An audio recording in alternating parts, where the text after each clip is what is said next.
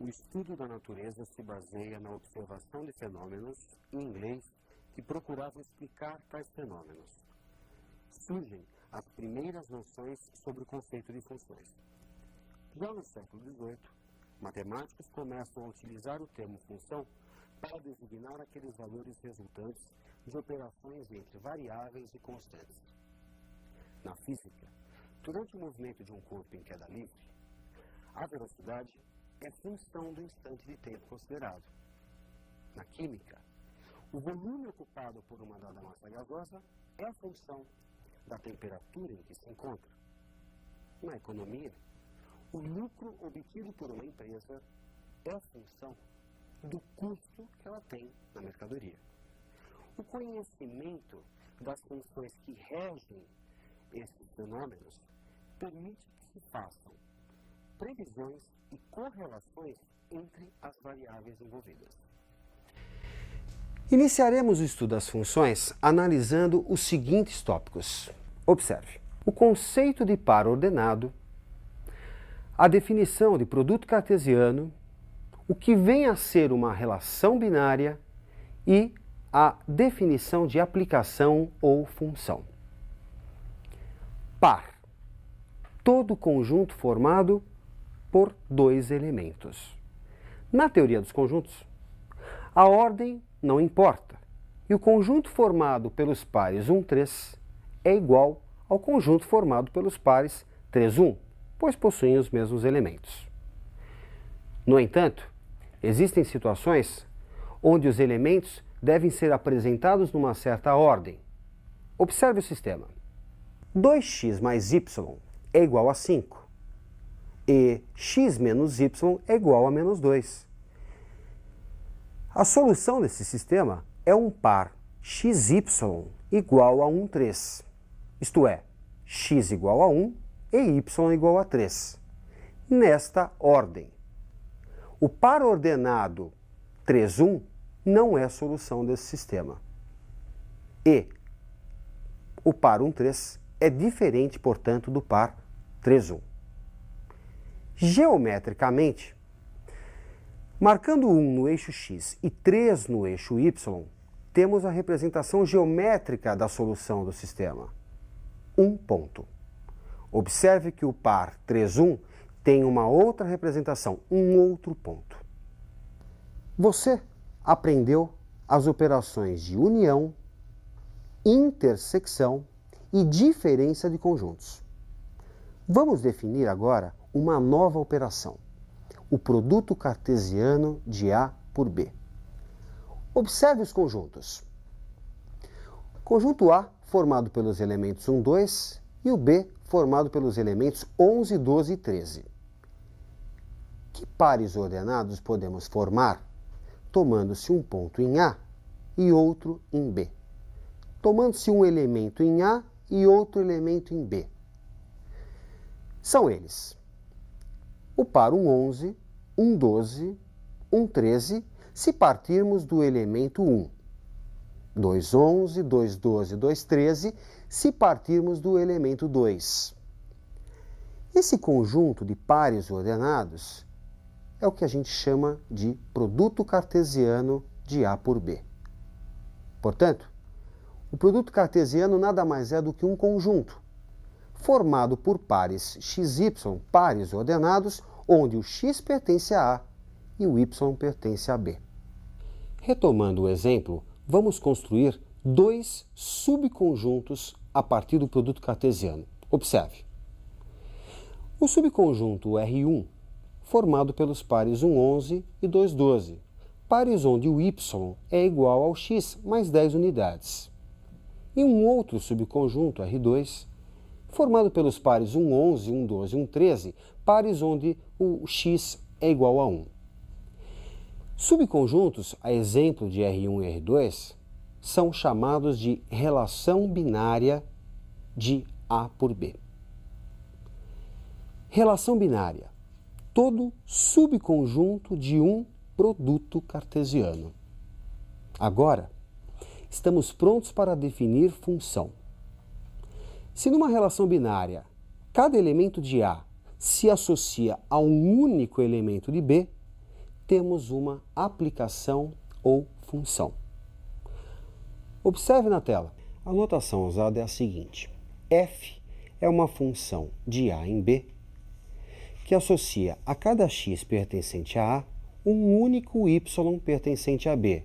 Dizemos que y é igual a f de x, isto é, y é uma função de x. Vejamos alguns exemplos.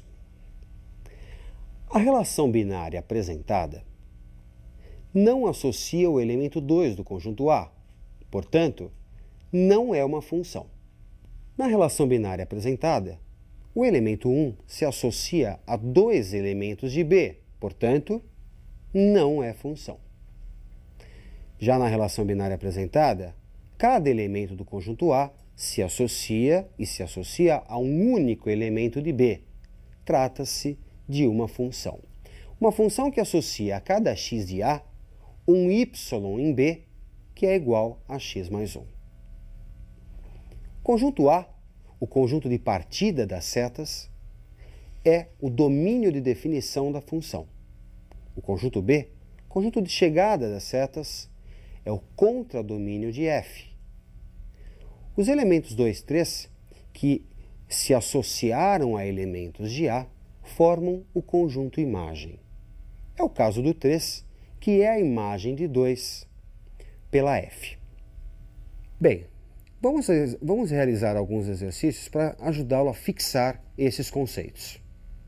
Dado os conjuntos A formado pelos elementos 2, 3 e 4 e B formado pelos elementos 1, 2, 3, 4, 5 e 7, determinar a relação binária f formada pelos pares x, y, tal que o y é igual a 2x menos 1.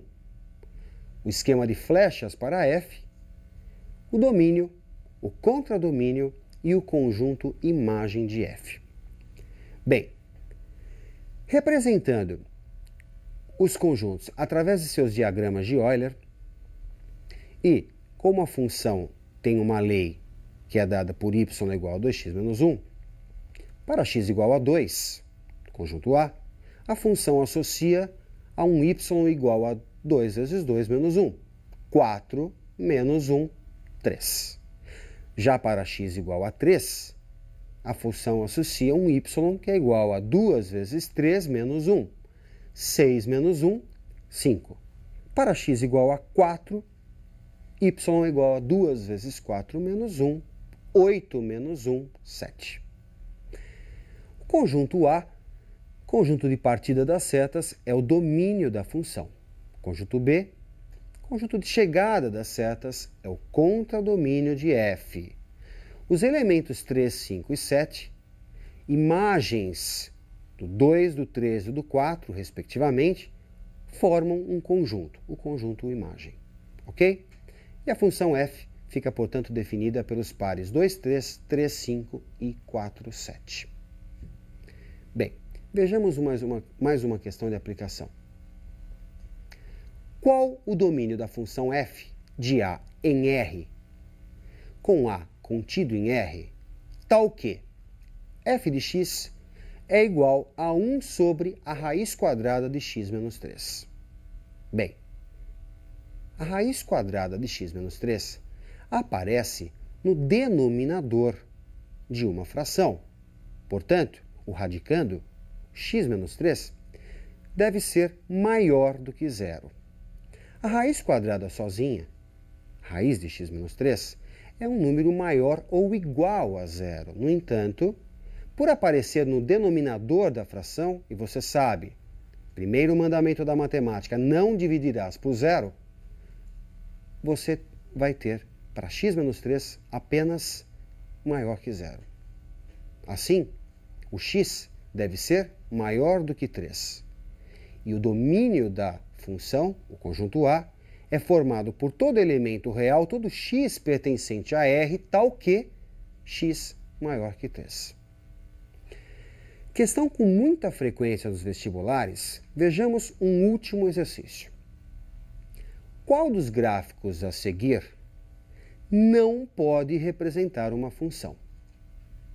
Bem, vamos dar uma passada no que foi visto na aula. função, quando a cada elemento de um conjunto A se associa um único elemento em B. Graficamente, verificamos se é uma função traçando-se uma vertical. Se essa vertical encontrar o diagrama em apenas um ponto, trata-se de uma função. Vamos voltar ao exercício.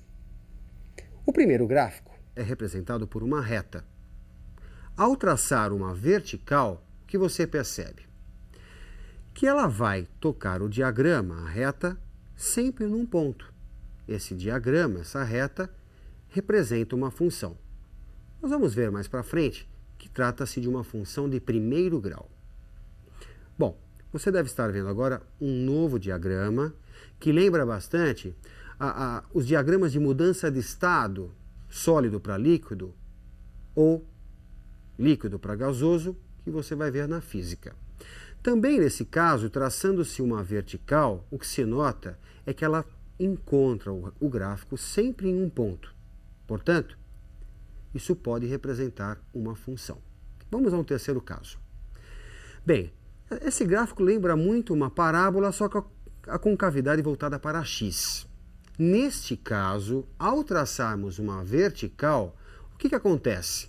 Ela encontra o gráfico em dois pontos. O que está acontecendo? Cada x está se associando a dois y. Portanto, esse gráfico não pode representar uma função. Ele representa apenas uma relação, mas não uma função. Por fim, esse último diagrama, traçando-se uma vertical, a gente nota que vai encontrar o gráfico sempre num ponto. Esse diagrama pode representar uma função. Muito bem.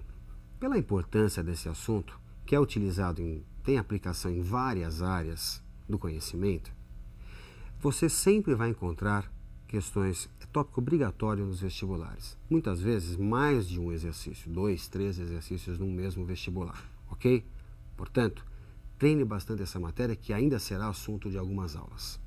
Bons estudos e até a próxima.